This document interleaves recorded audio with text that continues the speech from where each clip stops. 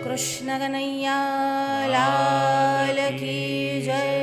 श्री रामचंद्र भगवान की जय। शुकदेव जी महाराज की जय। भगवान वेदव्यास की जय। भगवान शंकराचार्य की जय। सद्गुरु देव की जय। नमः पार्वती पदे हर हर महादेव हर। भक्ति देवी की महिमा अनंत है, अपार है। कलयुग में भक्ति का विशेष माहात्म्य है। उत्पन्ना द्रविड़े देशे वृद्धिं कर्णाटके गता क्वचिन् क्वचिन् महाराष्ट्रे गुर्जरे जीर्णतंगता। उत्पन्ना द्रविड़े देशे, द्रविड़ देश यानी तमिलनाडु में भक्ति देवी का प्रागट्य हुआ। आप देखिए जितने भी आचार्य हुए दक्षिण से हुए, चाहे आप शंकराचार्य ले लीजिए, रामानुजाचार्य ले लीजिए, मध्वाचार्य ले लीजिए, निम्बारकाचार्य ले लीजिए, और वल्लभाचार्य का मूल तो दक्षिण से ही है। आंध्र के थे और फिर काशी में गए और सगर्भा माँ थी और यात्रा कर रही थी और बीच में चंपारण्य में ही प्रागट्य हो गया। सभी आचार्य दक्षिण से आए हैं। चैतन्य महाप्रभु जी बंगाल से आए हैं। कहा कि उत्पत्ति जो हुई वो दक्षिण देश से हुई, फिर वृद्धिम कर्णाटके गता, और थोड़ी थोड़ी बड़ी हुई। कहाँ पर? कर्नाटक में आने के बाद थोड़ी थोड़ी बड़ी हुई, यानी उसका विकास और पल्लवन हुआ। क्वचिन क्वचिन महाराष्ट्रे, और महाराष्ट्र में आने के बाद जगह जगह पर स्थान स्थान पर वो दिखाई देती है। महाराष्ट्र में पंढरपुर ऐसा हुआ कि पंढरीनाथ के इतने सारे भक्त हुए। कल कपिल भाई याद करा रहे थे, दीदी गोरा कुंभार के बारे में बताइए, नरहरि सोनार के बारे में बताइए। बताएंगे, पर ये कथानक बार बार हो चुके हैं तो हम सोच रहे हैं कुछ नए भक्त चरित्रों को आपको सुनाए। बाकी ये कथानक दिव्य है, जितनी बार सुनो उतनी बार आनंद ही आता है। चोखा मेड़ा के विषय में आपने कहा, हमने कई बार कहा है और आपने कई बार सुना है, फिर भी जब भी सुनो आनंद आता है। भवन बन रहा था, वहाँ चोखा मेड़ा काम कर रहे थे, भवन गिर गया। जब चोखा मेड़ा की अस्थियाँ नहीं मिली, आकर ज्ञानदेव से पूछा गया और ज्ञानदेव ने उत्तर दिया कि जाओ और अस्थि को उठाओ और कान पर लगाओ। जिस अस्थि में से विठ्ठल विठ्ठल विठ्ठल विठ्ठल विठ्ठल विठ्ठल विठ्ठल विठ्ठल विठ्ठल विठ्ठल विठ्ठल विठ्ठल विठ्ठल विठ्ठल विठ्ठल ये नाद आएगा तो समझ लेना वो चोखा मेड़ा की अस्थि है। नाम स्मरण का बहुत बड़ा महात्म्य है। राम नामैव नामैव नामैव मम जीवनम कलौ नास्तेव नास्तेव नास्तेव गतिरन्यथा। राम का नाम, राम का नाम और राम का नाम, और कोई गति का कारण नहीं है। अगर कलयुग में सदगति की अपेक्षा है तो राम राम राम करते रहिए। दशरथ ने अपना शरीर छोड़ा। जब दशरथ शरीर छोड़ रहे थे तब दशरथ ने क्या कहा? राम राम कही राम कही, राम राम कही राम, तनु परिहरि रघुबर बिरह, राउ गए सुरधाम। राम राम कही राम कही, एक बार नहीं, दो बार नहीं, 6 बार राम राम राम ये बोलकर दशरथ ने अपना शरीर जो था वह छोड़ा। कलयुग में नाम संकीर्तन का अलौकिक महिमा है और नाम संकीर्तन जितना भी करो उतना कम है। विष्णु सहस्त्र का पाठ अगर कोई करता है तो वह उत्तम है, और उसमें भी अधिक मास में तो विशेष रूप से विष्णु सहस्त्र का पाठ करना चाहिए। दिवस में 2 बार विष्णु सहस्त्र का पाठ करना चाहिए, एक भोजन करने से पूर्व और एक शयन करने से पूर्व यानी रात्रि के पूर्व। ये अलौकिक और दिव्य ऐसा पाठ है। उसको करने के बाद ये अलौकिक और दिव्य ऐसा पाठ है कि दोपहर को करना है और दोपहर को करने के बाद एक बार रात को यानी सोने से पूर्व करना है। इस विष्णु सहस्त्र नाम में अंत में पार्वती भगवान परमेश्वर यानी ईश्वर को प्रश्न करती है। क्या प्रश्न करती है? केनोपाय न लघुना, कौन सा ऐसा लघु उपाय है, कौन सा ऐसा छोटा उपाय है, अगर आज हमें विष्णु सहस्त्र नाम के पाठ करने का समय न मिला, अगर पूरा दिन किसी कार्य में व्यस्तता थी और निकल गया और पाठ का समय न मिला, तो केनोपाय न लघुना, ऐसा कौन सा लघु उपाय है जिससे हम विष्णु सहस्त्र नाम के पाठ का फल भुगत सकते हैं या फिर उसका फल हमको मिल सकता है। श्री राम राम रामेति रमे रामे मनोरमे सहस्रनाम तत्तुल्यम राम नाम वरानने। हे वरानन, हे सुंदर मुख वाली, अगर तू विष्णु सहस्त्र का पाठ न कर सके तो कम से कम ये श्लोक कर लेना। श्री राम राम रामेति रमे रामे मनोरमे, मेरा मन हमेशा राम नाम में मस्त रहता है। रमे रामे मनोरमे सहस्रनाम तत्तुल्यम राम नाम वरानने। हे वरानन, 1000 नाम लो और एक बार राम नाम लो, इक्वल है।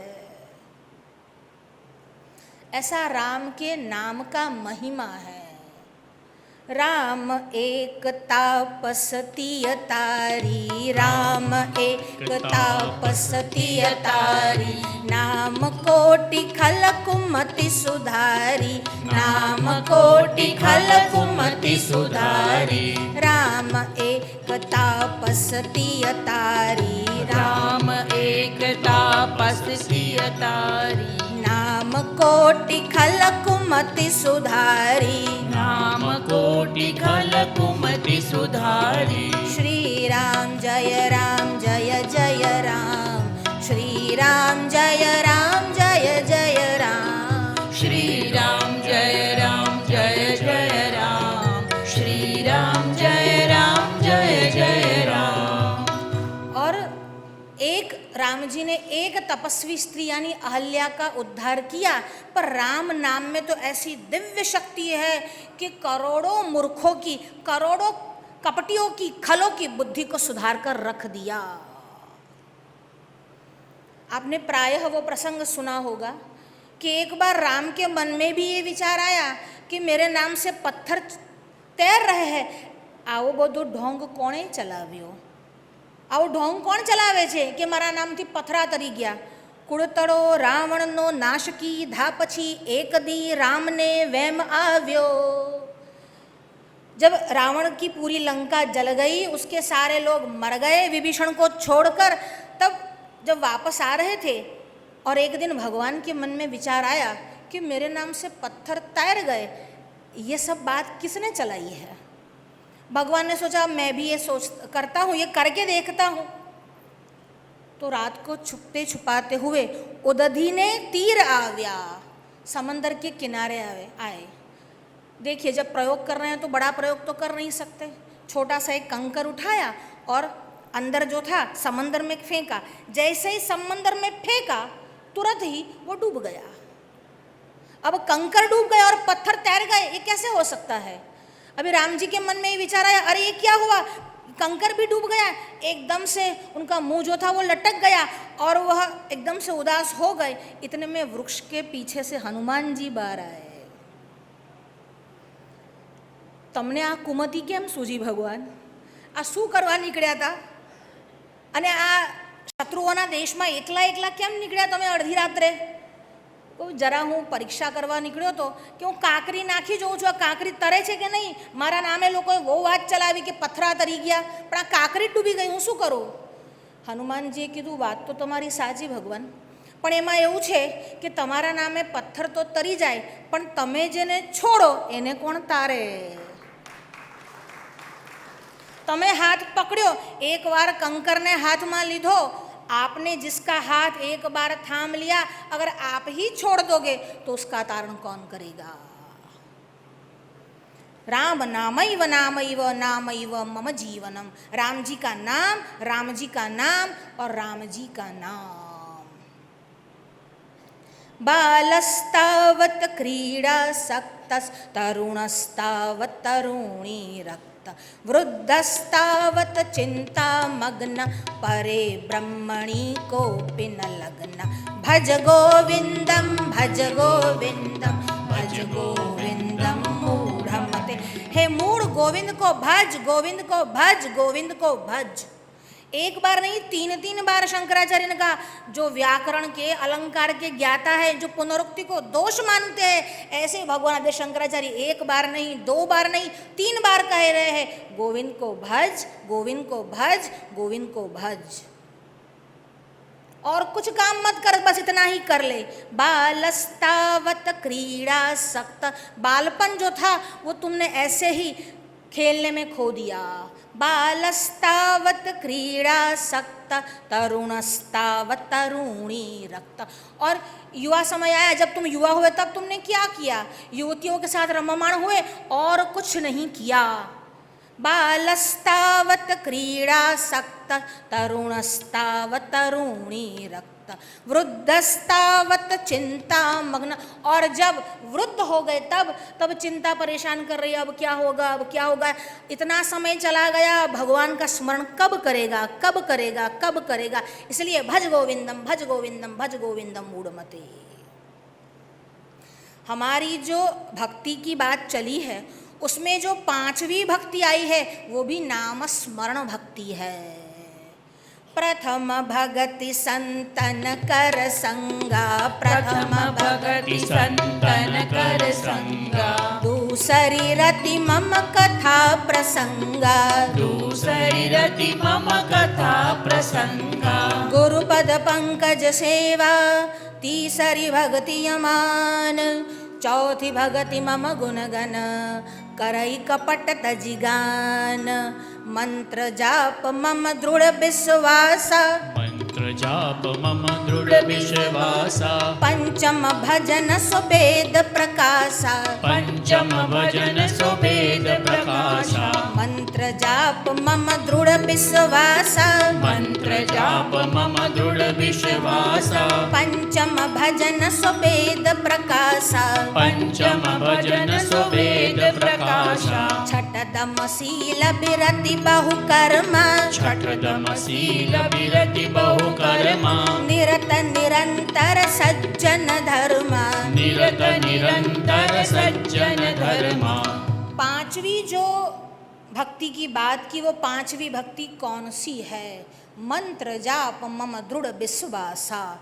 मंत्र का जाप करना, और वो जाप कैसे करना? दृढ़ विश्वास, विश्वास के सहित करना। भवानी शंकरौ वंदे श्रद्धा विश्वास रूपिणौ। तुलसीदास जी ने जब प्रणाम किया भवानी और शंकर को, तब भवानी को क्या कहा और शंकर को क्या कहा? भवानी को श्रद्धा कहा और शंकर को विश्वास कहा। जब तक भगवान के दर्शन नहीं होते और भगवान में जो आपकी आस्था होती है उसका नाम है श्रद्धा। जब भगवान के दर्शन हो जाए और उसके बाद भगवान के स्वरूप में, भगवान के स्वरूप लक्षण में जो आपकी आस्था बढ़ जाए उसका नाम है विश्वास। श्रद्धा विश्वास रूपिणौ। एक श्रद्धा है और एक विश्वास है। बिना देखे हो उसका नाम श्रद्धा है और देखने के बाद हो उसका नाम विश्वास है। तो मंत्र जाप मम दृढ़ विश्वासा, मंत्र और जाप में मेरा दृढ़ विश्वास होना चाहिए। पर ये मंत्र और जाप कैसा होना चाहिए? पंचम भजन सु वेद प्रकाशा, वेद प्रकाशा श्रुति सम्मत होना चाहिए। मेरी इच्छा हो गई, मैंने कोई भी जाप शुरू कर दिया, मैं किसी गुरु का जाप शुरू कर दूँ तो नहीं चलेगा। हम बार बार आपको ये कहते आए हैं कि गुरु का पूजन करो, ध्यान में बैठने से पहले गुरु का पूजन करो, गुरु का सत्कार करो, गुरु का नामस्मरण करो, पर ध्यान और जप तो केवल ईश्वर के ही हो सकते हैं। अगर आपकी इच्छा है और साईं बाबा साईं बाबा साईं बाबा करोगे तो फल नहीं मिलेगा। साईं बाबा साईं बाबा साईं बाबा का फल और Coca Cola Coca Cola Coca Cola एक ही फल है, कोई भेद नहीं है उसमें। इसीलिए ऐसे जप नहीं करना चाहिए जो श्रुति सम्मत न हो। श्रुति सम्मत होना चाहिए। पंचम भजन सो वेद प्रकाशा, मतलब जिसका भी आप मंत्र करो जाप करो वो श्रुति सम्मत होना चाहिए। एक होता है नाम मंत्र और एक होता है बीज मंत्र, જેને તમે કોડવર્ડ કહો છો ને કે પાસવર્ડ કહો છો ને, એ બીજ મંત્ર છે। और एक होता है नाम मंत्र। भगवान ने इस जगत में भगवान का नाम और रूप प्रसिद्ध है, पर भगवान ने नाम प्रकट किया है और रूप को छुपाया है। इसीलिए नाम मंत्र की विशेष महिमा है, क्योंकि भगवान ने नाम को प्रकट किया है और अपने स्वरूप को छुपाया है। इसलिए बार बार भगवान का नामस्मरण करना चाहिए, बार बार भगवान की कीर्तन का, लीलाओं का कीर्तन करना चाहिए। एक बार राजा ने प्रश्न पूछा, भोज राजा ने प्रश्न पूछा, पूरी दरबार सभा भरी हुई थी और भोज राजा ने प्रश्न पूछा, ये जो अमृत है वो कहाँ पर है? तो सब बैठे हुए थे, उसमें से एक पंडित खड़ा हुआ और कहने लगा अबधौ, यानी ये जो अमृत है वो समंदर में है, अबधौ। तो दूसरे ने कहा ना ना ना ना ना ना, समंदर में अमृत नहीं है। दूसरा खड़ा हुआ और कहने लगा विधौ, यानी चंद्रमा में अमृत है। तो तीसरा खड़ा हुआ ना ना ना ना, ना तो अवधि में है ना तो विधु यानी चंद्रमा में है, वधु मुख में यानी स्त्री के और प्रेमिका के अधरोष्ठ में जो है वह अमृत है, अबधौ विधौ वधु मुखे। तो चौथे ने कहा ना ना ना ना, फणी निवासे, ये जो फणीधर सर्प रहता है ना उसके मुख में, उसके गले में ये जो अमृत है वो रहता है। स्वर्गे सुधा वसति वै विबुधा वदंती। और किसी ने कहा ना ना ना ना, ऐसा नहीं है, न तो दरिया में है न तो चंद्र में है न चंद्रवदनी के ओष्ठ चुंबन में है, कहाँ पर है? तो कहा स्वर्गे सुधा वसति वै विबुधा जनानाम, ये जो अमृत है वो स्वर्ग में रहता है। फिर भोजराजा ने कालिदास की ओर देखा और पूछा, कालिदास तुम कुछ बताना नहीं चाहोगे? और कालिदास खड़े हुए और कहने लगे, महाराज मैं इन सब बातों का खंडन करता हूँ। क्यों खंडन करता हूँ? क्षारम, अगर समंदर में अमृत होता तो समंदर खारा नहीं होता। क्षारम क्षयम, अगर चंद्रमा में अमृत होता तो चंद्रमा जो है वो क्षय नहीं होता। क्षारम क्षयम पतिमृतम, अगर पत्नी के अधरोष्ठ में अमृत होता तो कभी भी पति का अवसान नहीं होता। गरलन निपाते, और अगर सर्प में अमृत होता तो उसमें जहर कहाँ पर रहता? निपाते। और अगर स्वर्ग में अमृत होता तो स्वर्ग में पुण्य क्षीण होने के बाद निपाते, पुनः हमको मर्त्यलोक में लौटना पड़ता है। हम नहीं मानते कि इन स्थानों में अमृत है। तो कालिदास बताओ अमृत कहाँ है? कंठे सुधा वसति वै भगवज्जना नाम, जो भगवान की कीर्ति का गान करते हैं, जो नाम स्मरण करते हैं, उन भक्तों के कंठ में सुधा जो है वो विराजती है। इसलिए यहाँ वहाँ अमृत को खोजने की आवश्यकता नहीं है। परीक्षित और सुखदेव जी महाराज बैठे हुए हैं। सुखदेव जी परीक्षित को भागवत की कथा सुना रहे हैं और एक आश्चर्य हुआ। आश्चर्य क्या हुआ? स्वर्ग से देवता जो है वो अमृत का कुंभ लेकर आए। जब अमृत का कुंभ लेकर आए और परीक्षित को देना चाहा, परीक्षित हमने सुना है कि 7 दिवस बाद तुझे तक्षक जो है वो काट खाएगा, अगर तू ये अमृत का पान कर ले तो तू बच जाएगा, तेरा जीवन बड़ा ही दीर्घ हो जाएगा। देखिए देवता लोग भी सौदा करने में बड़े पक्के और माहिर होते हैं। कहते हैं ये जो स्वर्ग का अमृत है वो तू ले ले और ये जो कथा का अमृत है वो हमको दे दे। अब परीक्षित ने सोचा देव आए हैं, सीधे सीधे उनका अनादर नहीं कर सकता। सुखदेव जी के सामने देखा और कहा इन दोनों अमृत में क्या भेद है। और सुखदेव जी जो बोलते क्व सुधा क्व कथा लोके क्व काचक क्व मणिर्महान ब्रह्मरातो विचार्यैव तथा देवांजहासः। क्व सुधा क्व कथा लोके, अरे तू इसके साथ कथा की अमृत की तुलना कर रहा है। क्व सुधा क्व कथा लोके, एक तरफ अमृत है और एक तरफ कथा का अमृत है। क्व काचक क्व मणिर्महान, ये जो कथा का अमृत है वह तो मणि है और ये जो सुधा का अमृत है वो तो कांच का टुकड़ा है।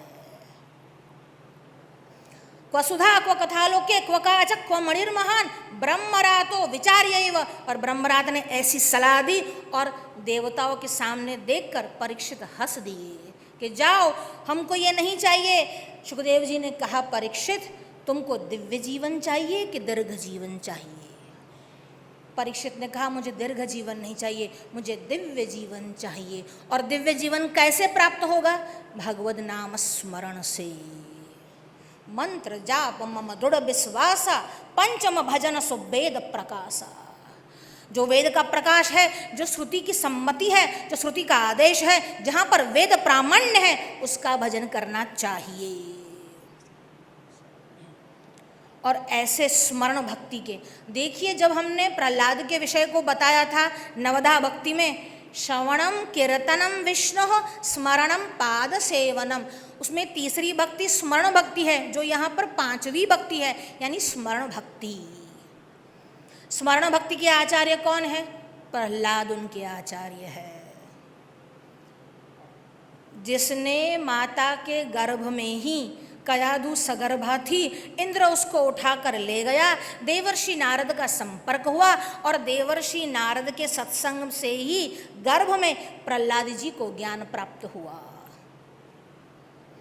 प्रहलाद को हिरण्यकशिपु ने भेजा, कहाँ भेजा? सीखने के लिए। संड और अमर्क के पास भेजा, वापस आए, पूछा तू क्या पढ़ के आया है? हमने आपको पहले दिन ये कथा सुनाई थी कि उन्होंने आकर यह उत्तर दिया कि श्रवणम कीर्तनम विष्णु स्मरणम पाद सेवनम अर्चनम वंदनम दास्यम सख्यमात्मा निवेदनम, हमने यह 9 प्रकार की भक्ति को सीखा है। हिरण्यकशिपु को बड़ा क्रोध आया और कहा जाओ उसको मार डालो। मार डालने के लिए बहुत सारे उपाय किए गए। कौन ऐसा यहाँ पर है जिसको प्रहलाद की कथा नहीं पता? सबको पता ही है कौन कौन से उपाय नहीं किए, बहुत सारे उपाय किए, पर प्रहलाद के मुख से भगवान का नाम न छुड़ा पाए।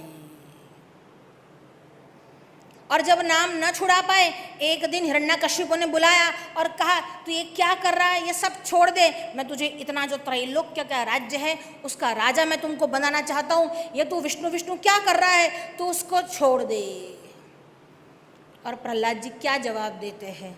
गले ताऊ पहनाओ पाओ बेड़ी ले भराओ गाढ़ बंधन बंधाओ ओ खिंचाओ काची खाल सो बिछुले बिछाओ तापे मोहेरे सुलाओ फिर आग भी लगाओ बांध कापड़ दो शाल को विषले पिलाओ तापर मुठ भी चलाओ मझधार में बहाओ बांध पाथर कमार सो गिर से गिराओ काले नाग से डसाओ हाँ प्रीति न छुड़ाओ गिरधारी नंदलाल से। ये सब कर दो तुम, तुम्हारी जितनी औकात है वो सब तुम कर दो। तो कहा क्या क्या तुम कर सकते हो? गले ताऊ पहनाओ पाओ बेड़ी ले भराओ गाड़े बंधन बंधाओ ओ खिंचाओ काची खाल सो। गले ताऊ पहनाओ, गले में बड़े बड़ी जंजीरें डाल दो। गले ताऊ पहनाओ पाँव बेड़ी ले भराओ और मेरे पाँव में बहुत सारी बेड़ियाँ डाल दो। गले ताऊ पहनाओ पाँव बेड़ी ले भराओ गाढ़ बंधन बंधाओ ओ खिंचाओ काची खाल सो। और गाढ़ बंधन बंधाओ, मुझे ऐसा ही नहीं, जितना भी गाढ़ बंधन आप शरीर में डाल सको वो सब डाल दो। इतने से ही अगर तुम्हारा पेट न भरे, खिंचाओ काची खाल सो, जीवित मेरे शरीर की खाल खींच लो। खिंचाओ काची खाल सो बिछुले बिछाओ तापे मोहेले सुलाओ फिर आग भी लगाओ बांध कापड़ दो साल को। बिछुले बिछाओ, अरे मेरा जो शयन गुरु है, मेरी जो पथारी है, साथरी है, उस पर बिछुले बिछाओ, उस पर आप बिछुओं को छोड़ दो। बिछुले बिछाओ तापे मोहल्ले सुलाओ, फिर उस पर मुझे सुला दो। इतने से ही पेट न भरे तो फिर आग भी लगा दो। बिछुले बिछाओ तापे मोहल्ले सुलाओ, फिर आग भी लगाओ, बांध कापड़ 2 साल को और मेरे कपड़े में आग लगा दो। बिछले पिलाओ तापर मुठ भी चलाओ, मझधार में बहाओ, बांध पाथर कमार सो। बिछले पिलाओ, अगर इससे भी तुम्हारा पेट न भरे तो मुझे हलाहल विष पिला दो।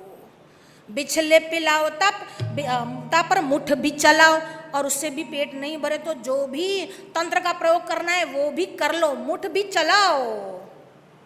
मझधार में बहाओ, बांध पाथर कमार सो, और मझधार में मुझे नदी के समंदर के बीचों बीच मझधार में ले आओ और मेरे कमर कर पत्थर बांध दो। पत्थर इसलिए बांधना है कि वापस तैर के मैं बाहर ना जाऊं। मेरे कमर पर पत्थर बांध दो और मुझे मझधार में गिरा दो। गिर से गिराओ, काले नाग से डसाओ, हाँ हाँ प्रीति ना छुड़ाओ, गिरधारी नंदलाल से। गिर से गिरा दो, मुझे पर्वत की चोट से गिरा दो और मुझे काले नाग से भी डसवा दो। बस एक काम मुझसे मत छुड़ाओ, मुझे गिरधारी नंदलाल की भक्ति जो है वो मुझसे मत छुड़ाओ। और कहा इतनी भक्ति करता है तू, इतनी बड़ी बड़ी बातें करता है, तेरे पर इतने सारे कष्ट हुए, तुम्हारा भगवान आया? अरे भगवान आया नहीं तो मेरी रक्षा कैसे हुई? अच्छा भगवान आया तुझे बचा लिया, क्या ये तेरा भगवान यहाँ पर भी है? अरे यहाँ पर नहीं, मेरा भगवान सब जगह पर है।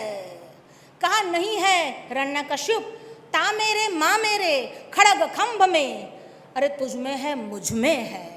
खड़ग खंभ में, अरे ये जो खंभ है ना, खंभा तू बीच में खड़ा है सभा के बीच में, उसमें भी मेरा भगवान, मेरा विष्णु है। जल में है, थल में है, प्राप्त नभ मंडल, पर्वत की श्रृंग में भी करुणा निधान है। चिता की कराल वन्य ज्वाल में भी व्यापक है, खड़ग और खंभ में भी विष्णु भगवान है। दैत्यराज आप में भी प्रभु है, विराज रहे। इतना ही नहीं, दैत्यराज आपके अंदर भी मेरा विष्णु बैठा है, मेरा राम बैठा है, मेरा नारायण बैठा है, इसलिए मुंह से आवाज निकल रही है। और जब इतना कहा, बहुत क्रोध आया। कहा इस खंभ में भी तेरा भगवान है? कहा हाँ, इस खंभ में भी मेरा भगवान है। तो बुला तेरे नारायण को, अब मैं देखता हूँ वो मेरे सामने टिक सकता है कि नहीं। खड़ग उठाई और हिरण्यकश्यप दौड़ा और खंभे पर दे मारा। जैसे ही खंभे पर मारा, कड़र करके खंभा टूटा और अंदर से एकदम धुआं बाहर आया और एक विचित्र आकृति बाहर आई। किम किम सिंह, उसने कहा ये सब डर कर भाग क्यों रहे हैं? हिरण्यकश्यप ने प्रश्न पूछा, क्या हुआ क्या हुआ? ये खंभा टूटा, इसमें क्या हुआ? टूट गया, आप सब दौड़कर क्यों आ रहे हो? किम किम, तो लोगों ने कहा सिंह, शेर है शेर है शेर है। शेर है तो डरना क्या है? ततः किम, इतना नहीं कि केवल शेर है, सिंह है। नारसदृश वपुर देव चित्रम गृहीतम, नैतादृक्वापि जीवः मदभुतमुपनयनम देव संप्राप्य येष। इतना ही नहीं कि केवल सिंह है, नारसदृश वपुम, उसका जो शरीर है वो आधा नर जैसा है, आधा सिंह जैसा है। देव संप्राप्त एषः, ऐसा अद्भुत जीव हमने तो आज तक नहीं देखा। वह बाहर निकला है, खंभा फाड़ के बाहर निकला है, हमने आज तक ऐसा जीव नहीं देखा, इसलिए हम डरकर भाग रहे हैं। हिरण्यकश्यप ने कहा इसमें डरना क्या? चापम चापम, मेरा धनुष्य लाओ, मेरा धनुष्य लाओ। अब हिरण्यकश्यप ये कह रहा था कि मेरा धनुष्य लाओ। अभी इनको इतना डर लगा कि उनको लगा कि हिरण्यकश्यप पूछ रहा है क्या उसके पास चाप यानी धनुष्य है कि नहीं है। तो कहा चापम चापम, और लोग कहते न चापी ही, ना ना ना ना ना ना, उनके पास कोई धनुष्य नहीं है।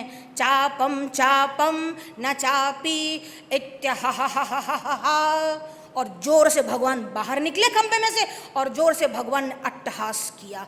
इत्याहा कर्कशत्वम नखानाम इत्थम दैत्येंद्र वक्षः, और हिरण्यकश्यप को घसीट कर ले आए। और कहाँ ले आए? दहलीज पर ले आए। दहलीज पर ले आए, भगवान ने अपनी गोद में हिरण्यकशिपु को बिठाया। बिठाया क्या, सुलाया है। और हिरण्यकशिपु के सामने देखकर कह रहे हैं, बता दिन है कि रात है। कहा न तो दिन है न रात है, संध्या का समय है। तू घर के अंदर है कि घर के बाहर है? कहा न तो घर के अंदर हूँ न घर के बाहर हूँ, दहलीज पर हूँ। कहा तू जमीन पर है कि अंतरिक्ष में है? कहा ना तो जमीन पर हूँ ना तो अंतरिक्ष में हूँ, गोद में हूँ। और हिरण्यकशिपु बता, ये जो है वह शस्त्र है कि अस्त्र है? बड़े बड़े नाखून थे। कहा ये जो है वो शस्त्र है कि अस्त्र है? ना तो ये अस्त्र है ना ही शस्त्र है। इत्याहा कर्कशत्वं नखानाम इत्थम दैत्येन्द्र वक्षः खरनख मुखरै जग्निवान यस्सनव्यात, और फाड़ दिया। मेरे प्रहलाद को इतना कष्ट दिया, गोद में बिठाकर फाड़ दिया। और फाड़ देने के बाद भगवान का जो स्वरूप था इतना विकराल था, इतना विकराल था कि देखे नहीं बनता था। कोई पास में जाने की हिम्मत नहीं कर सकता था। भगवान उसी स्वरूप में वहां रहे। इतना भयानक स्वरूप, नृसिंह का स्वरूप देखकर देवता आए थे तो प्रणाम करने, ऊपर से पुष्पवृष्टि भी की। नृसिंह भगवान का असीम जय जयकार हो, नृसिंह भगवान का असीम जय जयकार हो। असीम जय जयकार किया, पर अभी हिम्मत नहीं है कि उनके पास जाया जाए। डर रहे हैं, वहीं पर दूर खड़े हैं, पास जाए कैसे? नारद ने सोचा मैं चला जाऊं। नारद भी गया, पर भगवान एकदम से गुस्से में है, क्रोध में है। भगवान की आंखें लाल लाल हो गई है, उसका शरीर फाड़ दिया है। हाथ में जो उसकी आंत आई, वो आंत को बाहर निकालकर भगवान ने अपने गले में धारण कर लिया है। इतना क्रोध भगवान को आया है। कहा और कोई नहीं, अगर लक्ष्मी जी पास जाए तो भगवान शांत हो जाएंगे। जो गमे तेटलो गुस्सो करे पण श्रीमती जी आवे एटले शांत। तो कहा और कोई नहीं, पर अगर लक्ष्मी जी आए तो शांत हो जाए। और लक्ष्मी जी को बुलाया। अब लक्ष्मी जी ने कहा क्या है? अरे भगवान बहुत गुस्से में। अरे कोई बात नहीं, मुझे देखेंगे कि शांत हो जाएंगे। पप्पा बहुत सरस बात करता कि सेठ कोने कहेवाय? तो के घर में ढीलो और बाहर खीलो, एनु नाम सेठ।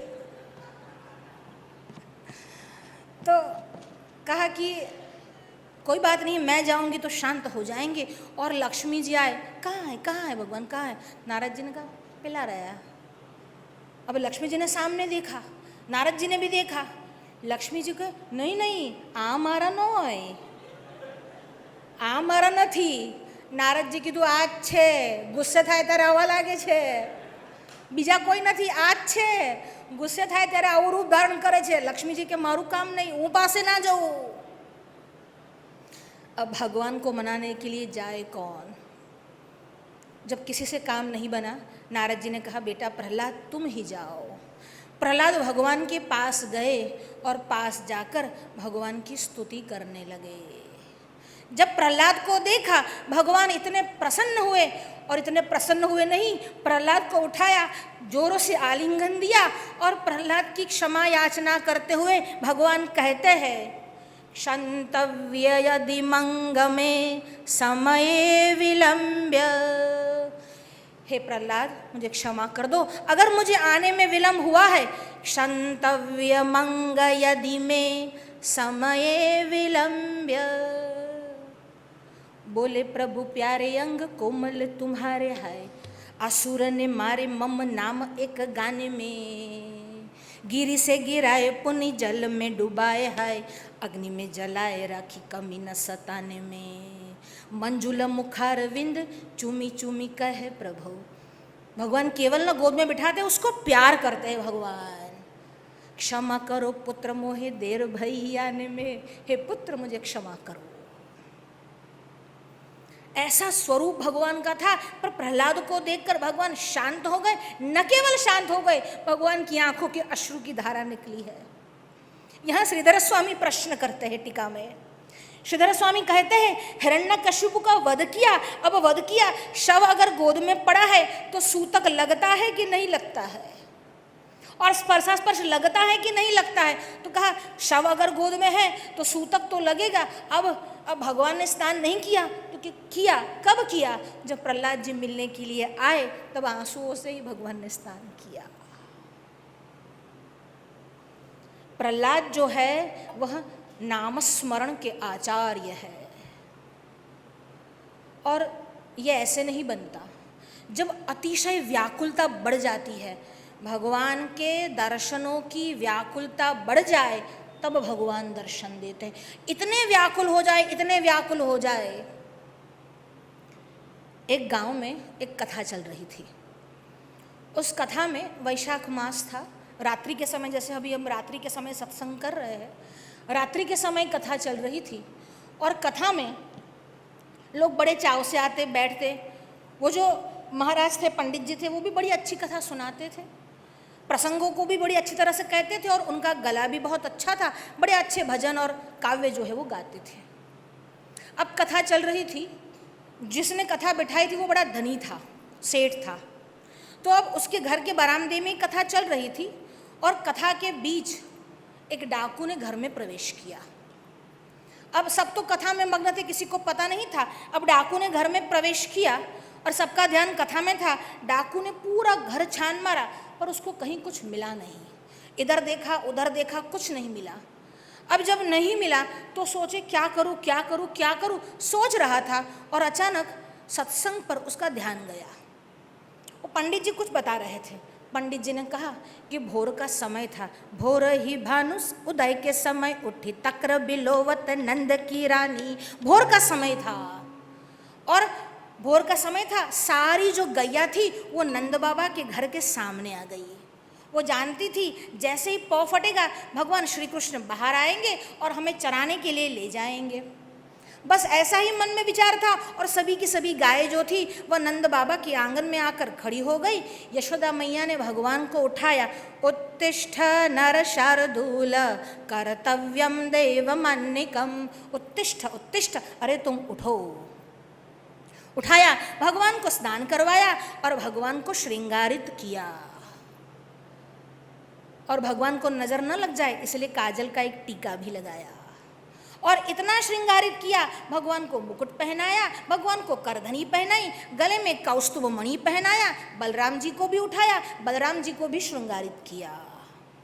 और ये दोनों बाहर निकले और गैया चराने के लिए निकले। गैया चराने के लिए वन में जा रहे हैं। यमुना का किनारा है, कदम्ब का वृक्ष है, भगवान उस पर बैठे हैं, बांसुरी बजा रहे हैं। सभी गाय चरने गई है, ग्वाल बाल जो है वो पीछे जा रहे हैं। बस इतना उस डाकू ने सुना। उसने सुना मैं छोटी मोटी चोरी करता रहता हूँ, ये दो बालक अगर मिल जाए तो बड़ा हाथ मारूंगा। कौस्तुभ मणि गले में है, मुकुट सोने का है, करधनी है, नूपुर भी सोने का है। बस ये दोनों मिलने चाहिए और कोई नहीं।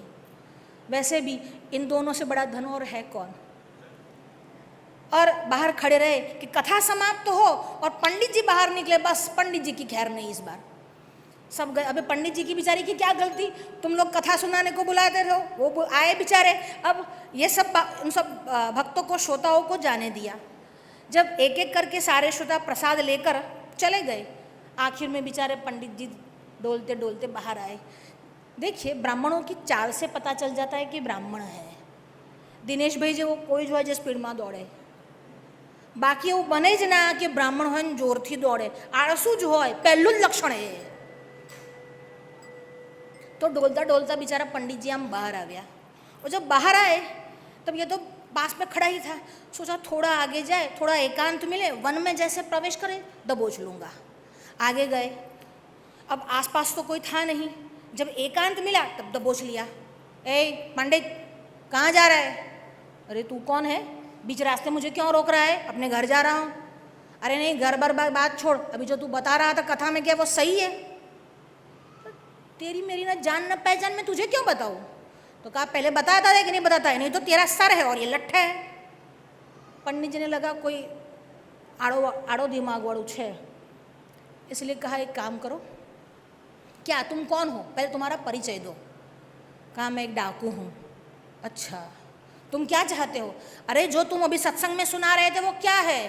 वो तुम कहे थे दो भाई है, माँ ने उसको सजा कर भेजा है, पाँव फटते ही बाहर भेजा है, गायों को चाहिए, गैया जो है चराने जाते हैं। हाँ हाँ, अब वो समझ गया कि ये वज्र मूड है, उसको पता नहीं कि ये कथा चल रही थी। कहा कोई बात नहीं, ये पूरी बात तो है, मैं तुमको बताऊंगा भैया, पर एक काम कर, किताब तो मेरे घर पर रखी है। अमीश भाई जो होशियार से वाणियों એટલે कि तो चलो किताब तो घर पर रखी है, तो वहाँ पर चल, वहाँ पर जाकर बताऊंगा। तो कहा चलो। अब घर पर गया, तब तक सोच रहा था क्या उपाय करूँ, क्या उपाय करूँ, क्या उपाय करूँ। घर पर पहुँचा और पुस्तक खोली और कहा हा, क्या भगवान का स्वरूप है। सुबह सुबह भगवान उठे और माता जी ने श्रृंगारित किया है, गैया चराने के लिए सब बाहर खड़ी है। ओहो हो, भगवान का क्या श्रृंगार किया है। भगवान के मुकुट में मणि लगा है, भगवान के गले में कौस्तुभ मणि है। यमुना तीर विहारा धृत कौस्तुभ मणिहारा, नारायण नारायण जय गोविंद हरे। धृत कौस्तुभ मणिहारा, भगवान के गले में कौस्तुभ मणि का हार है। भगवान के पाँव में सोने के नुपुर है, पीताम्बर धारण किया है, एक गौर छवि है, एक श्यामल छवि है। ओहो, इतने अलंकार धारण किए हैं। अब डाकू का मन तो अलंकार में था। कितने अलंकार, कम से कम मुझे उसकी कीमत बताओ, कितने रुपए के होंगे। अरे कीमत तो क्या बताऊं, हजारों रुपए के होंगे। हजार की बात करता है, लाखों करोड़ों रुपए के होंगे, करोड़ों रुपए के होंगे। हाँ, अरे करोड़ रुपए की बात तो तू जाने दे, ये जो उनके गले में कौस्तुभ मणि है, पूरे दुनिया की संपत्ति एक तरफ और कौस्तुभ मणि का कीमत एक तरफ। प्रसन्न हुए। आहा, अब मुझे ये बता, ये मुझे मिलेंगे कहाँ पर। कहा कि आगे कथा में ये अवसर आता ही है कि यमुना तीर विहारा, यमुना के तीर में विहार करते हैं और कदम्ब के वृक्ष पर बैठते हैं और वृंदावन में वो विहार करते हैं और बांसुरी की ध्वनि जो है वो बजाते हैं। ठीक है, कब मिलते हैं, तू समय बता, एग्जैक्ट समय बता। नहीं तो तेरी खैर नहीं। ना समय भी बता देता हूँ। सुबह सुबह सूर्योदय के पहले जब अरुणोदय होता है तब वो बाहर निकलते हैं। कहा ठीक है, और कहाँ, कौन सी दिशा में मिलेंगे। कहा उत्तर की दिशा में जाओ। ठीक है। अब वो दूसरा दिन नहीं, दूसरा दिन भी उसका बहुत मुश्किल से बीता। अभी तो रात ही पड़ी थी कि वो लठ लेकर, अपने पास जो भी हथियार थे वो लेकर चल दिया। अब जाना उसको उत्तर में था, पर उसको ये भी पता नहीं कि मैं उत्तर में जा रहा हूँ कि दक्षिण में जा रहा हूँ। बस चल दिया। बस मन में एक ही बात है, कृष्ण और बलराम मिलेंगे, कृष्ण और बलराम मिलेंगे। बस वो जा रहा था। जाने के बाद अचानक उसको एक वन दिखा। कहा यही वन होना चाहिए। थोड़ा आगे गया, छोटी सी नदी भी दिखी। हाँ, नदी भी यही है। फिर आगे गया और वृक्ष दिखा। बहुत सारे वृक्ष दिख रहे पर कदम्ब का वृक्ष नहीं दिख रहा। ढूंढता रहा और आखिर में कदम्ब का वृक्ष भी मिल गया। बस अब वृक्ष मिल गया, नदी मिल गई, वन तो मिल गया। अब मैं यहाँ पर बैठा हूँ। पाँव जमा कर बैठ गया और भौं फटने का इंतजार कर रहा था कि कब सुबह हो। धीरे धीरे समय जा रहा था। मध्यरात्रि का समय हुआ। इतना व्याकुल हुआ, वृक्ष के नीचे उतरा, वापस ऊपर चढ़ा, नीचे उतरा, ऊपर चढ़ा। मन में एक ही चिंतन चल रहा है, राम और कृष्ण, राम और कृष्ण, राम और कृष्ण। अब सुबह सुबह ब्रह्म मुहूर्त हुआ। अब वो समय निकट है। इतना व्याकुल बना, शरीर से प्रस्वेद आने लगा। मन की धड़कनें थी एकदम से तेज हो गई। अब देखा सूर्य नारायण की लालिमा यानी अरुणोदय हुआ है। बस अब तो नजदीक ही है, अब तो वो आया ही समझो। अरुणोदय हुआ, अरुणोदय के बाद सूर्योदय हुआ। दूर देखा, कभी कुछ सुनाई नहीं दे रहा, कुछ दिखाई नहीं दे रहा। क्या करे। इतने में दूर से धूल की डमरियाँ उड़ती हुई देखी और वेणुनाद सुनाई दिया। जब वेणुनाद सुनाई दिया और धीरे धीरे वो जो धूल थी वो झड़ गई, हट गई और उसमें से एक मुखाकृति बाहर आई। बरहा पीड़म नटवर वपु कर्णयो कर्णिकारं बिभ्रद्वासा कनक कपिशं वैजयन्तीं च माला रन्ध्रान् वेणु रधर सुधया पूरयन् गोपवृन्दै वृन्दारण्ये स्वपदरमणं प्राविशद गीत कीर्ति। बरहा पीड़म मोरपिच्छ था, वो एकदम से कसमस के बांधा हुआ था। इतना सुंदर स्वरूप था, देखते ही नहीं बन रहा था। वो देखकर, वो मोहिनी छवि देखकर वो भूल गया कि मैं करने क्या आया था। बस उस मोहिनी छवि को देख रहा है और मन में यही है, बस इनके गहने लेने हैं। नहीं नहीं, इनके गहने में लूं कैसे? इनको देखकर मेरा मन तो ये चाहता है कि इनको और गहने पहनाओ। इतनी सुंदर छवि आज तक मैंने देखी नहीं, कितनी मनभावनी छवि है, और गहने पहनाओ और गहने पहनाओ, ऐसे मन में बात चल रही थी। और धीरे धीरे वो जो स्वरूप था, वो जो छवि थी, वो निकट आ रही थी। अब सोचा क्या करूं, उछल कूद रहा है, समझ नहीं रहा क्या करूं, इधर से उधर, उधर से इधर। मन की ऐसी दशा हुई, पास में गया और सोचा अब क्या करूं। पूछने लगा, तुम ही वो राम और कृष्ण हो? कहा, तुम्हारे गहने तो बहुत सुंदर है। अभी डाकू कभी पूछता है कि तुम्हारे गहने सुंदर है, पर वो जाकर पूछ रहा है तुम्हारे गहने तो बहुत सुंदर है। मुझे लगता है और ऐसे गहने ले आओ और तुमको और गहने पहनाओ, और गहने पहनाओ। फिर सोचा अरे अरे, मुझे ये हो क्या रहा है, मैं तो डाकू हूँ, मैं अपनी बात कैसे भूल गया। नहीं नहीं नहीं, मुझे ऐसा नहीं करना है। वापस अपने मन को रोक लिया और जिस काम के लिए आया था उस काम के लिए कहने लगा, ए तुम दोनों बच्चे हो, चलो अपने गहने उतार के मुझे दे दो। श्री कृष्ण ने कहा, हम अपने गहने क्यों दे? तो कहा, तुम्हें पता नहीं मैं कौन हूँ? कौन है? तारा बाप थी कौन डरे छे, तू कौन है? कहा, मैं डाकू हूँ, अगर गहने नहीं दिए तो मार डालूंगा। अब जब कहा गहने नहीं दिए तो मार डालूंगा, और श्री कृष्ण ने लीला नायक ने अपनी लीला प्रकट की और जोर जोर से चिल्लाने लगे, ओ बाबा, ओ नंद बाबा, ओ बाबा। ऐसा करके श्री कृष्ण चिल्ला रहे हैं। जब चिल्ला रहे हैं, अब डाकू को लगा ये चिल्लाएगा तो सब लोग इकट्ठे हो जाएंगे, और उसने क्या किया, श्री कृष्ण के मुख पर अपना हाथ धर दिया। जैसे ही श्री कृष्ण के श्रीअंग का स्पर्श हुआ, डाकू के सारे पाप धुल गए, एकदम से स्थिर हो गया, क्या करने आया था और क्या होकर रह गया। वहीं पर भगवान की मोहिनी छवि देख रहा है, कुछ बोल नहीं रहा, बस एक टक देखे जा रहा है, देखे जा रहा है। भगवान ने कहा, तू तो गहने लेने आया था।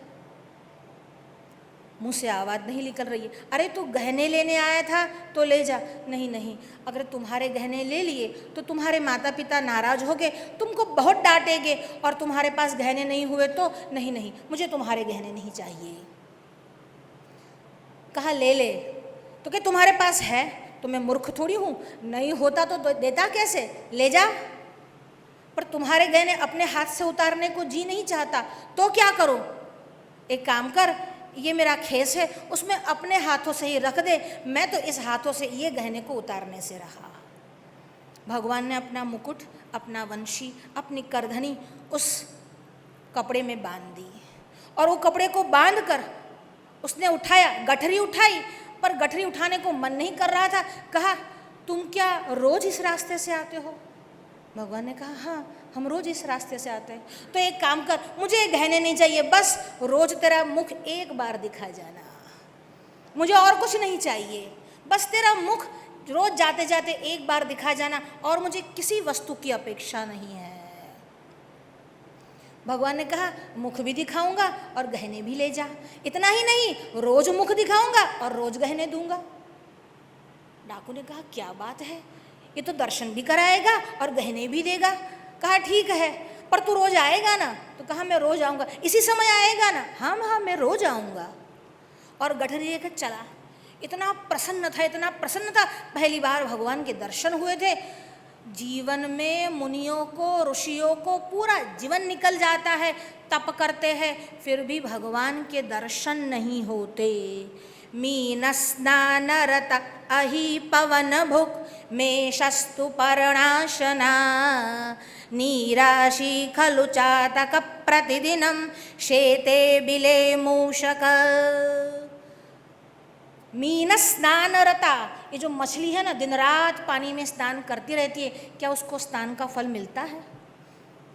मीन स्नान रत अहि पवन भुक। ये जो अहि यानी सर्प होता है ना, ये महाराज है ना, એ તો કેટલા દિવસથી કંઈ ખાતા જ નથી, વર્ષોથી કંઈ ખાધું જ નથી. અરે વર્ષોથી ખાધું નથી તો સાપ પણ કશું નથી ખાતો, ખાલી પવન ખાઈને રહે છે. કર્યું શું? મીન સ્નાન રત અહિ પવન ભુક મે શસ્તુ પર્ણાશના. હું તો કશું નથી ખાતી, હું ખાલી છે ને સલાડ જ ખાઈને રહું છું. એમાં શું, આ બકરો આજકાલ ઘાસ જ ખાય, બીજું કશું ખાતો જ નથી. मीन स्नान रत अहि पवन भुक मे शस्तु पर्णाशना नीराशि खलु चातक. ये जो चातक पक्षी है ना, वो केवल और केवल स्वाति नक्षत्र में पानी पीता है. इससे क्या हुआ? शेते बिले मूषक. महाराज तो गुफाમાં જ રહે છે, ગુફામાં જ રહે છે, પણ કરે છે હું ચાલમ ફૂકે જ ગુફામાં બેસીને. કરે છે શું? રામ નામ લે છે કે નથી લેતા? भस्मोद्धूलन तत्परो नानु खरो. ये जो गधा है ना, वो दिन रात ये धूली में लौटता रहता है, अपने शरीर पर, पूरे शरीर पर भस्म रमाते हैं. केवल कुंभ के मेले में बाहर निकलते, पर करते क्या है? भस्मोद्धूलन तत्परो ध्यानाधिरूढ़ो बक. मैं ध्यान करता हूँ, मैं ध्यान करता हूँ. बगला भी ध्यान करता है, पर उसका ध्यान कैसा होता है? मछली में ध्यान होता है. जैसे ही मछली दिखी और ध्यान लपक लिया और फट दे मछली को अपने चोंच में ले लिया. ध्यानाधिरूढ़ो बक. ध्यान करने से कुछ नहीं होता. तो ये क्या ये सब नहीं करना चाहिए? स्नान नहीं करना चाहिए, निराहार रहकर उपवास नहीं करना चाहिए, भस्म नहीं लगाना चाहिए, गुफा में नहीं जाना चाहिए. ना ना ना, ऐसा नहीं है. सर्वे ये न यान्ति मोक्ष पदवीम. इन सबको मोक्ष की पदवी नहीं मिलती. क्यों नहीं मिलती? जब तक उसमें भक्ति सम्मिलित न हो. भक्ति प्रधानम तपः. ये तप जो है वो भक्ति की प्राधान्य वाला होना चाहिए. अगर उसमें भक्ति नहीं तो इस तप का कोई मोल नहीं.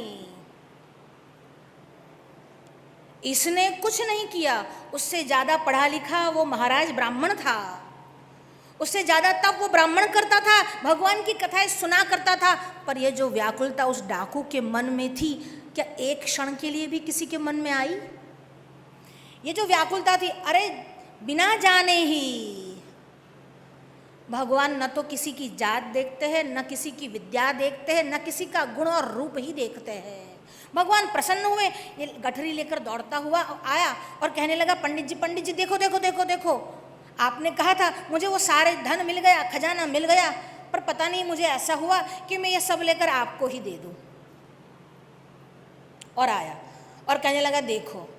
अब उस पंडित को लगा कि मैं तो सोच रहा था अगर इसको नहीं मिले भगवान और वापस आ गया तो मेरी खैर नहीं, 2 दिन बाद मैं कथा करके यहाँ से चला जाऊंगा, पर तो इससे पहले ही 1 ही दिन में आ गया. क्या 1 दिन में ये संभव है? खटवांगो नाम राजर्षि, जो खटवांग नाम के राजर्षि थे, उन्होंने केवल 2 घड़ी यानी 48 मिनट में भगवान को पा लिया. ये तो पूरा 1 दिन गया. અમને તો 60 વર્ષ થયા, પણ એ 60 વર્ષમાં 60 સેકન્ડ પણ આપણું ध्यान કેટલું કેન્દ્રિત થયું. तो यहाँ पर कहा कि ये लो पंडित जी, मैं सारे गहने ले आया हूँ. पंडित जी को लगा किसी और को लूट कर लाया होगा और मुझे ये उल्लू बना रहा है. खोल गठरी. और गठरी खोली. जब गठरी खोली तब देखते, देखो देखो आप बता रहे थे ना कि ये जो भगवान है वो, ये जो श्री कृष्ण है वो बंसी धारण करते. देखो ये उनकी बंसी, देखो ये इनका मुकुट, देखो इनकी करधनी और नुपुर और हार. उसको लगा ये हार तो सब दिख रहे हैं, दिव्य है, पर ये हो नहीं सकता. इस डाकू जो भगवान को जानता तक नहीं, उसको कैसे दर्शन दे सकते? कहा तुझे दर्शन दिए? कहा हाँ हाँ, मैंने उनको साक्षात देखा. मुझे दिखा सकता है? क्यों नहीं दिखा सकता, कल मेरे साथ चलिए. दूसरे दिन बराबर वैसा ही समय लिया, पंडित उसके साथ चल दिया. अब गए, अरुणोदय हुआ, सूर्योदय हुआ, इधर उधर देख रहा है. महाराज ने कहा कहाँ है, कोई आया तो नहीं अभी तक? रुक जाओ, अभी आएगा, तुम रुक जाओ. थोड़ी देर हुई और अचानक बंसी की ध्वनि सुनाई दी. कहा देखो देखो देखो देखो, वेणुनाथ सुनाई दिया कि नहीं सुनाई दिया? महाराज ने कहा मुझे तो नहीं सुनाई दिया. अरे देखो तो सही, कितनी अच्छी और मधुर वेणु बज रही है, सुनाई दिया कि नहीं सुनाई दिया? देखो तो सही. ना ना, मुझे तो कोई वेणु नहीं सुनाई दी। ठीक है, कोई बात नहीं, अभी हम वृक्ष पर चढ़ते हैं, तुमका उनको साक्षात दर्शन ही करवाई देता हूँ। ऐसा कहकर दोनों वृक्ष पर चढ़े और कहा देखो देखो अभी धूल उड़ रही है ना। कहा मुझे तो कुछ नहीं दिख रहा है। अरे आपको ये नदी दिख रही है? हाँ दिख रही है। ब्राह्मण जानता था कि यमुना तो है नहीं। अरे ये वन और पेड़ और वृक्ष दिख रहे हैं? हाँ दिख रहे हैं। ब्राह्मण जानता था कि ये वृंदावन तो नहीं है। अब कदम का वृक्ष तो वहाँ पर था। कहा देखो देखो अभी आएंगे अभी आएंगे। और जैसे ही थोड़ी देर हुई वेणु का स्वर और पास आया और पास आया और वो दोनों छवि एकदम से नजदीक आई और कहा देखो देखो देखो देखो आ गए। अब कहा देखो देखो आ गए और ये ब्राह्मण सोच रहा है कहाँ आ गए, कैसे आ गए, ये ऐसे ही फालतू की बात कर रहा है। इधर उधर देखा कहीं कोई नहीं मिला। जब नहीं मिला एकदम से डाकू ने छलांग लगाई, नीचे उतरा और कहने लगा देखो ये रहे ये रहे ये रहे ये रहे ये रहे, ऐसे बताए। उससे पहले तो वो एकदम निकट आ गए। तो कहा ये रहे कह रहा है, पागल समझ रखा है मुझको क्या, कोई दिख नहीं रहा है यहाँ पर। अरे आपको ये नहीं दिख रहा? महाराज ने कहा अगर ये तुमको दिख रहा है और आज भी गहने पहने हुए हैं तो उनको कहो कि गहने मेरे हाथ में रखे। अब डाकू ने कहा हे भगवान आप उनको दिख नहीं रहे, अब आप उनको दिखा दीजिए, आप अपना स्वरूप दिखा दीजिए। श्री कृष्ण ने कहा अभी उनका तप इतना नहीं बढ़ा, अभी उनकी भक्ति इतनी नहीं बढ़ी, अभी उनके पाप का क्षय नहीं हुआ कि मेरे स्वरूप का दर्शन कर सके। अगर आप नहीं दिखाएंगे तो ये मुझ पर विश्वास नहीं करेगा, कम से कम मेरी खातिर ही दिखा दीजिए। और कहा तेरी खातिर, चल मैं तेरी खातिर दिखा देता हूँ। एक काम कर, एक हाथ से मेरा स्पर्श कर और दूसरे हाथ से उस पंडित का स्पर्श कर, करंट पियो। एक हाथ से इसका स्पर्श किया, एक हाथ से इसका स्पर्श किया और जैसे ही स्पर्श हुआ और भगवान की मोहिनी मूर्त उस महाराज के सामने भी आ गई। देखा, मैंने कहता था ये आते हैं और इन्होंने अपने मुझे गहने दिए हैं। और इतना प्रसन्न हुआ, इतना प्रसन्न हुआ, जोर जोर से गाने लगा गोविंद जय जय गोपाल जय जय, गोविंद जय जय गोपाल जय जय, गोविंद जय जय गोपाल जय जय, गोविंद जय जय गोपाल जय जय, राधा रमण हरि गोविंद जय जय, राधा रमण हरि गोविंद जय जय, गोविंद जय जय गोपाल जय जय, गोविंद जय जय गोपाल जय जय, राधा रमण हरि गोविंद जय जय, राधा रमण हरि गोविंद जय जय, गोविंद जय जय गोपाल जय जय, गोविंद जय जय गोपाल जय जय, राधा रमण हरि गोविंद जय जय, राधा रमण हरि गोविंद जय जय, गोविंद जय जय गोपाल जय जय, गोविंद जय जय गोपाल जय जय, राधा रमण हरि गोविंद जय जय, राधा रमण हरि गोविंद जय जय, गोविंद जय जय गोपाल जय जय, गोविंद जय जय गोपाल जय जय, राधा रमण हरि गोविंद जय जय, राधा रमण हरि गोविंद जय जय, श्री कृष्ण गोविंद हरे मुरारी, हे नाथ नारायण वासुदेव, श्री कृष्ण गोविंद हरे मुरारी, हे नाथ नारायण वासुदेव, श्री कृष्ण गोविंद हरे मुरारी, श्री कृष्ण गोविंद हरे मुरारी, हे नाथ नारायण वासुदेव,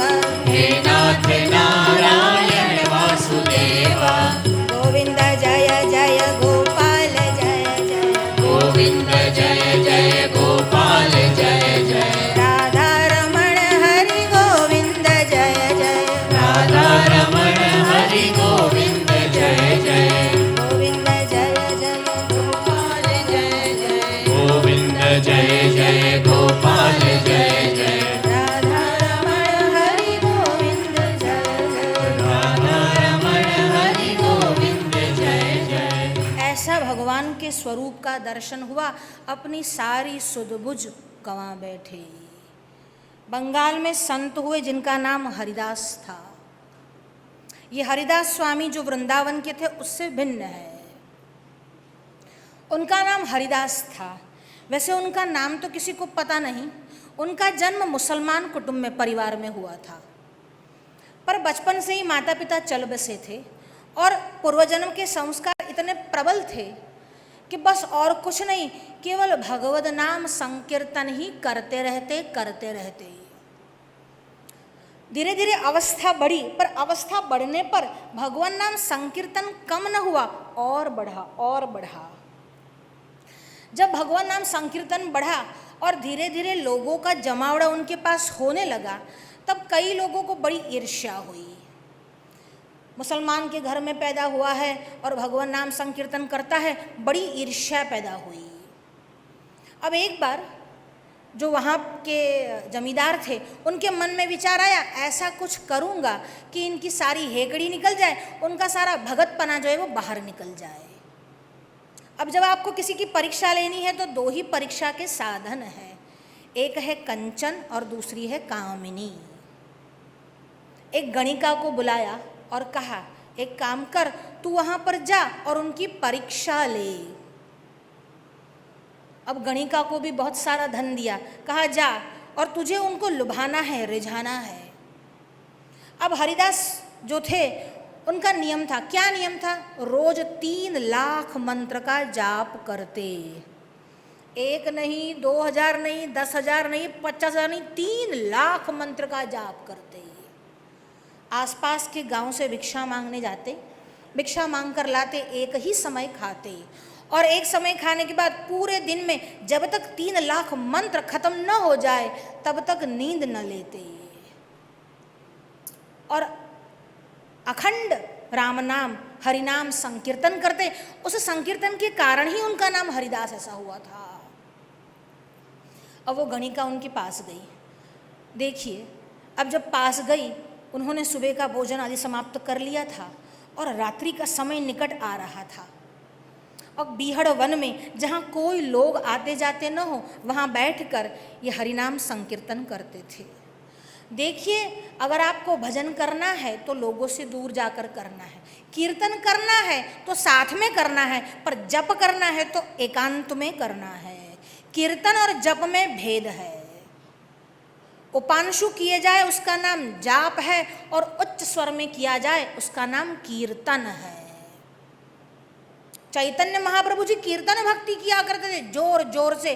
जो जोर जोर से की जाए उसकी नाम स्तुति है, जहाँ भगवान का गुणगान होता है। और जब जाप हो तो उपांशु करने चाहिए, राम राम राम राम। सिर्फ मुंह जो है आपका हिलना चाहिए, स्वर बाहर नहीं आए तो भी चलेगा। अब ये जाप कर रहे थे और ये गणिका जो थी वो पहुंची, पर इनकी एक खास आदत थी, वो जाप नहीं करते थे, वो जोर जोर से कीर्तन ही करते थे। अब गणिका वहाँ पर आई, बैठी है कि कीर्तन समाप्त हो और मैं कुछ करूँ, पर इनका तो कीर्तन समाप्त होने का नाम ही नहीं ले रहा था। अब वो वहाँ पर बैठी रही और पूछ रही है। पूछ क्या रही है? लुभा रही है, अपने आप को प्रणय के लिए प्रस्तुत कर रही है। अब जब वो नहीं माने तो वो झल्ला उठिए कहने लगी, कितनी देर? उन्होंने कहा, थोड़ी देर और रुक जाओ, जैसे ही मेरा कीर्तन समाप्त होगा मैं तुम्हारी बात सुनूंगा। और उन्होंने कीर्तन करना शुरू किया, हरे राम राम राम हरे हरे, हरे कृष्ण कृष्ण कृष्ण हरे हरे, हरे राम राम राम हरे हरे, हरे कृष्ण कृष्ण कृष्ण हरे हरे। अब कीर्तन चल रहा था, वो सोचे कि अभी खत्म हो। घंटों बीत गए। अब देखिए, रात्रि का समय है, एकांत है, शरीर भी उनका युवा है और सामने रूप वाली इतनी सुंदर एक स्त्री भी खड़ी है, पर जरा भी उनका ध्यान भगवद नाम संकीर्तन से विचलित नहीं होता। कैसी थी उनकी निष्ठा। एक दिन चला गया, दूसरे दिन वो आई, आज जरा मैं जल्दी जल्दी चली जाती हूँ। जैसे ही गई और वो वहाँ पर क्या पाती है, वो तो वहीं पर बैठे हैं और नाम संकीर्तन में लगे हुए हैं। हरे राम राम राम हरे हरे, हरे कृष्ण कृष्ण कृष्ण हरे बैठी रही बैठी रही बैठी रही, अब उठेंगे अब उठेंगे अब उठेंगे, पर वो उठ नहीं रहे। समय बीतता गया। अब जब बार बार आप एक ही कान में एक ही नाद सुनते हैं, तब आपके मन में भी इच्छा होती है और अनायास भी आप वही गुनगुनाने लगते हैं। कभी कभी आप सुबह उठते हो और कोई धुन या भजन या पंक्ति या कोई गाना सुन लिया, फिर पूरे दिन उसी सॉन्ग को, उसी गाने को आप गाते रहते हो। अभी उसने ये सुना, इसलिए अभी उसी गाने को वो गा रही है, हरे राम राम राम हरे हरे, हरे कृष्ण कृष्ण कृष्ण हरे हरे। वो भी नाम संकीर्तन कर रही है। एक दिन गया, 2 दिन गया, 3 दिन गया, 4 दिन गया, अब तो उसको इतना आनंद आने लगा। वो भी वहाँ पर बैठे हैं, ये भी यहाँ पर बैठी है और नाम संकीर्तन चल रहा है, हरे राम राम राम हरे हरे, हरे कृष्ण कृष्ण कृष्ण हरे हरे। नाम संकीर्तन चल रहा है। कभी ये उच्च स्वर में गाते, कभी ये उच्च स्वर में गाती। अब जब उनको लगा कि अब इसकी भक्ति जो है वह गाढ़ हो रही है, तब कहा, तुम किसी कार्यवश यहाँ पर आई थी? और जब पूछा तुम किसी कार्यवश यहाँ पर आई थी, उसका हृदय पसीज गया और चरणों में गिरी और कहा, मुझे क्षमा कर देना महात्मा जी, महापुरुष जी, आई थी तो मैं आपको लुभाने के लिए, पर आपके नामस्मरण में खुद ही लुट गई। अब मुझे अपनी शरण में आप जगह दे दो। महात्मा को लगा इसको जगह तो दे दे, पर स्त्री का संग जो है वो मेरे इसमें बाधा बनेगा। कहा, कोई बात नहीं बहन, तू एक काम कर, तू यहाँ पर रहे, मेरी कुटिया में आज से तू निवास कर, मुझे भाई समझकर तू इस कुटिया में निवास कर, और जो मैंने तुमको मंत्र बताया है बार बार उस मंत्र को रटती रहे। और उन्होंने वो स्थान खाली कर दिया, आश्रय दिया। शरण में आने वाले को आश्रय देना चाहिए, पर उसके साथ नहीं रहे। उसके बाद उसकी इतनी ख्याति हुई कि वह गणिका भी हरिदासी के नाम से विख्यात हुई। अब उन्होंने एक गांव से दूसरे गांव जो था वो स्थानांतर कर दिया, और गंगा नदी का किनारा था, और वहां आकर उन्होंने फिर से अपना जो संकीर्तन था वो शुरू कर दिया। फुलिया नाम के गांव में आए। अब संकीर्तन बढ़ रहा था, लोगों का तांता भी बढ़ रहा था, और उस समय बंगाल में मुसलमानों का शासन था। अभी मुसलमानों का शासन इतना बड़ा था, मुगलों का शासन था, मुसलमानों का शासन था, और शासन में ऐसी दौर उन्होंने पकड़ी थी, खींच के रखी थी। हर जगह पर काजियों को बिठा कर रखा था। ये काजी किसी को भी हरिनाम संकीर्तन नहीं करने देते, और अगर कोई कर लेता तो उसको दबोच लेते, पकड़ लेते।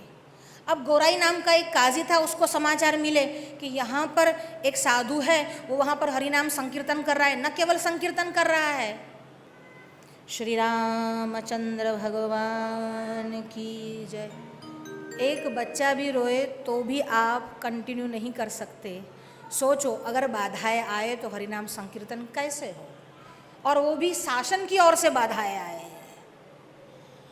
अब मुकदमा चला, उसने अभियोग दाखिल किया। गोराई काजी ने अभियोग क्या दाखिल किया? मुलुकपति नाम के एक जज थे, उनके वहाँ ये मुकदमा चला। अब मुकदमा चल रहा था और उसने कहा कि तुम जो हो वो तो खुदा के बंदे हो, तुमने खुदा ने तुम पर रहम करके मुसलमानों के यहाँ भेजा था, और तुम ये क्या कर रहे हो?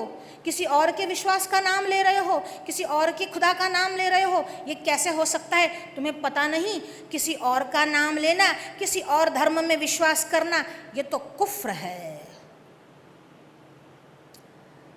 अब हरिदास ने जवाब दिया। हरिदास कहते हैं, विश्वास जो होता है ना, वो जन्म से होता है, और कभी कभी पूर्वजन्म के संस्कार इतने दृढ़ होते हैं कि विश्वास अपने आप हो जाता है। आप अपने विश्वास को भजिए, मैं अपने विश्वास को भजता हूँ। तो कहा, तेरा और मेरा विश्वास अलग कहाँ है? तू भी मुसलमान, मैं भी मुसलमान। तो कहा, आपके संस्कार अलग, मेरे संस्कार अलग। मेरे पूर्वजन्म के संस्कार कृष्ण नाम संकीर्तन में थे, हरिनाम संकीर्तन में थे, तो मेरा विश्वास यहाँ पर है। मेरा और आपका विश्वास अलग अलग है, और उस विश्वास को बदलने का प्रयास न कीजिए। किसी के विश्वास को धमकी से बदलना ये भी एक बहुत बड़ा अपराध है, गुनाह है। तो कहा नहीं नहीं, ये तू गलत कर रहा है, देख तुझे ये करना ठीक नहीं है, तुझे जन्नत नसीब नहीं होगी। एक काम कर, तू अपने नबी का, मोहम्मद साहेब का तू है बंदा बन जा, तुझे जन्नत नसीब होगी। अब उसने कहा कि आप एक विश्वास को बदलकर जब दूसरे विश्वास में लाते हो, जब कोई हिंदू मुसलमान बन जाता है तब तो आप बड़े चाव से उसे अपना लेते हो, पर अगर कोई मुसलमान हिंदू बना है तो आपको गलत लग रहा है। एक के लिए विश्वास बदलना ठीक और दूसरे के लिए विश्वास बदलना गलत, ये कैसे हो सकता है? इसलिए मेरी बात को मत बदलो। और उन्होंने कहा तू ये ठीक नहीं कर रहा, तो इस्लाम का बंदा है, इस्लाम का ही बंदा बनकर रहे, ये तू काफिर मत बन। जो इस्लाम को नहीं मानते वो काफिर है। और उसने क्या कहा, लाम से घने गेसू मेरे घनश्याम के, काफिर है जो नहीं बंदे इस्लाम के।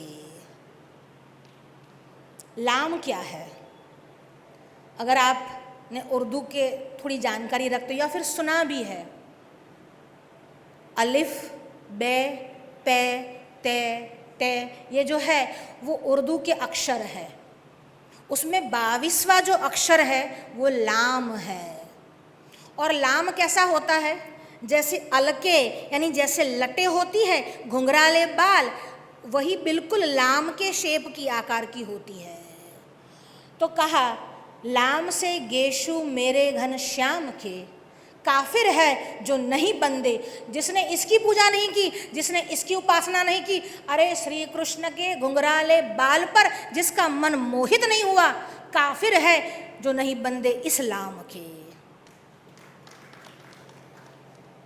अब मुलुकपति के मन में भी विचार तो आया, बात तो सही कह रहा है, पर काजी ने बड़ा ही चढ़ा कर रखा था कि नहीं नहीं ये गलत कर रहा है, जो भी बात हो ये गलत है, बादशाह तुमको छोड़ेंगे नहीं, ये गलत बात कर रहे हो, मुसलमान होकर ये काम करना ठीक नहीं है। अगर तुम ये काम करोगे तो और भी सभी काम कर रहे, दूसरों को सबक मिलना चाहिए। एक काम करो, अब ऐसी सजा उसको दो कि दूसरे लोग भी याद करें। तो कहा कैसी सजा दे?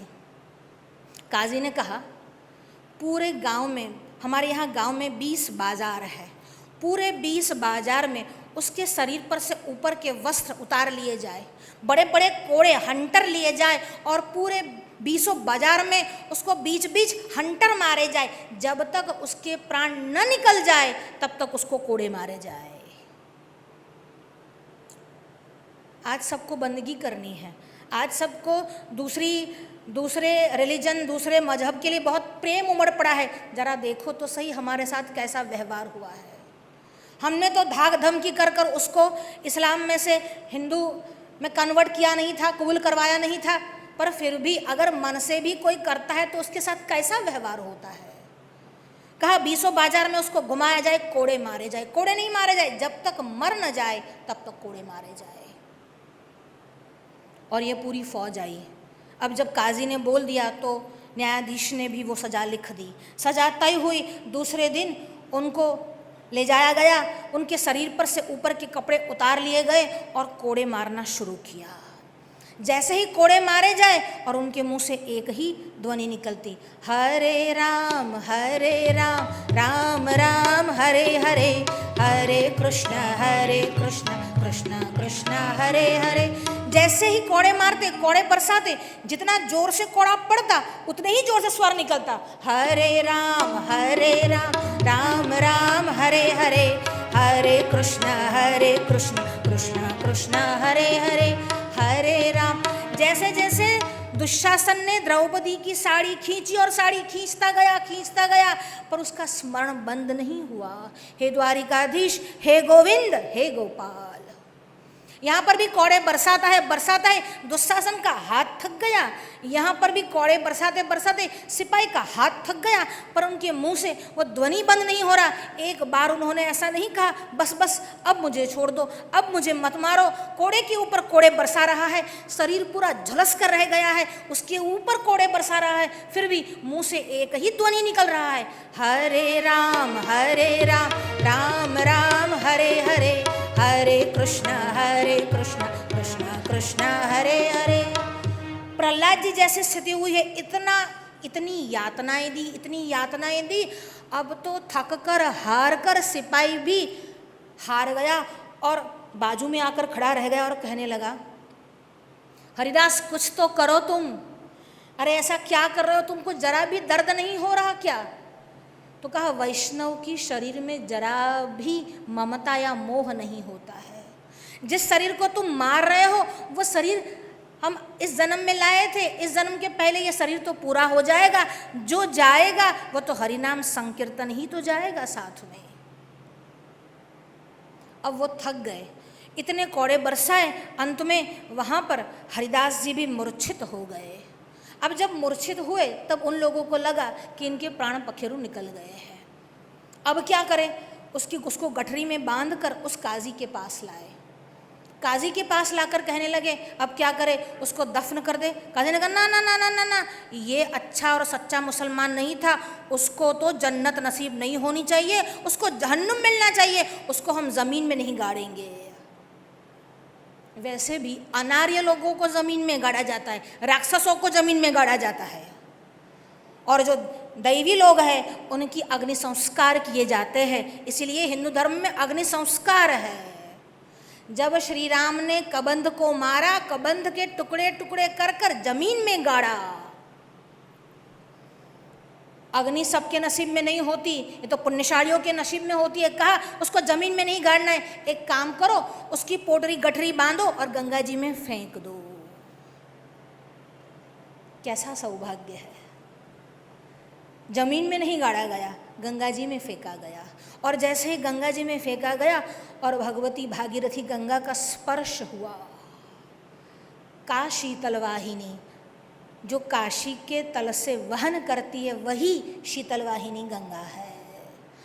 तो जैसे ही भागीरथी गंगा का स्पर्श हुआ, शीतल पानी का स्पर्श हुआ, सारा जो घाव था वो भी मानो कि चला गया और शरीर में सुध-बुध आई। और जैसे नींद से जाग कर कोई खड़ा होता है, एकदम से खड़ा हो गया, तैर के बाहर आ गया। उन लोगों ने तो यही सोचा था कि मर गया, पर तैर के बाहर आ गया। बाहर आ गया, लोगों का तांता लग गया, लोगों की भीड़ लग गई, दर्शनों को आए, आज हरिदास हमको वापस मिले, हरिदास सबको वापस मिले। जब दर्शनों को आए और पूछने लगे, हरिदास तुम पर इतना जुल्म हुआ, इतनी यातनाएं हुई, तुम कुछ न बोले, तुम कभी न कराए, तुमने आह तक नहीं की।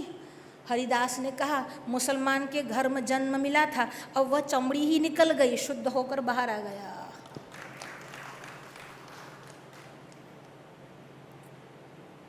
अब जो काजी और न्यायाधीश ने जिसने सजा फरमाई थी, उनके भी मन में पछतावा हुआ। देखिए, कम से कम 400-500 वर्ष पूर्व पछतावा तो होता था, अभी जो समय है इतना खराब समय नहीं था। पछतावा हुआ। ये दोनों उसके पास आए और कहने लगे, हमको क्षमा कर दो, हमको माफ़ कर दो, हमसे बहुत बड़ी भूल हो गई, हमसे गलती हो गई, हमने न करने योग्य कार्य किया, हमने तो न करने योग्य कार्य किया, तुमने तो भगवान का स्मरण किया, फिर भी तुमको इतनी यातना भुगतनी पड़ी। और उन्होंने जो जवाब दिया, और उन्होंने कहा, हरिहर निंदा सुनई जे काना, होई पाप गो घात समाना। मैंने स्मरण तो किया, पर आपने जब भगवान की निंदा की, इसी कान से मैंने भगवान की निंदा सुनी, बस उसी पाप का फल था कि मुझे कोड़े पड़े। और जब ये स्थिति बनी, उन लोगों के मन में भी आया, ये कोई साधारण नहीं है, ये कोई दैवी आत्मा है। और ये हरिदास स्वामी ने ऐसी अलख जगाई, राम नाम की ऐसी अलख जगाई। देखिए, हम बहुत सारी कथाओं को सोच कर आ जाए थे, ये कथा कहेंगे, वो कथा कहेंगे, और हम समय की ओर देखते हैं, आज तो 10 बजने को आए। राम नाम में ऐसी ताकत है, ऐसा सामर्थ्य है कि मन अघाता ही नहीं है। हरे राम राम राम हरे हरे, हरे कृष्ण कृष्ण कृष्ण हरे हरे, हरे राम राम राम हरे हरे, हरे कृष्ण कृष्ण कृष्ण हरे हरे, हरे राम राम राम हरे हरे, हरे कृष्ण कृष्ण कृष्ण हरे हरे। से जब लौटे तब राम नाम की चरण रज लेकर लौटना। एक मंत्र, एक जाप, एक माला, एक आसन पर बैठकर मंत्र जाप करना। मंत्र जाप मम दृढ़ विश्वासा, पंचम भजन सुवेद प्रकाशा, छठदम शील विरति बहु कर्मा। दम और शील, अपने चारित्र्य का रक्षण हरिदास ने किया और दमन किया, इंद्रियों का दमन करके अपने चारित्र्य का रक्षण किया। और विरति बहुकर्मा, और वैराग्य ले लिया, सभी कर्मों से उसने वैराग्य ले लिया। इसी का नाम छठी भक्ति है। पांचवी भक्ति राम नाम स्मरण, राम नाम या कोई भी इष्ट देव नाम स्मरण। और जो छठी भक्ति है, दम शील कर्मों से विरत होकर निरत निरंतर सज्जन धर्म, सज्जनों के धर्म का पालन करना, ये छठी भक्ति है। सर्वत्र सुखिनः सन्तु सर्वे सन्तु निरामया, सर्वे भद्राणि पश्यन्तु मा कश्चित् दुःख भाग् भवेत्। ओम शांति शांति शांति। हर हर महादेव हर।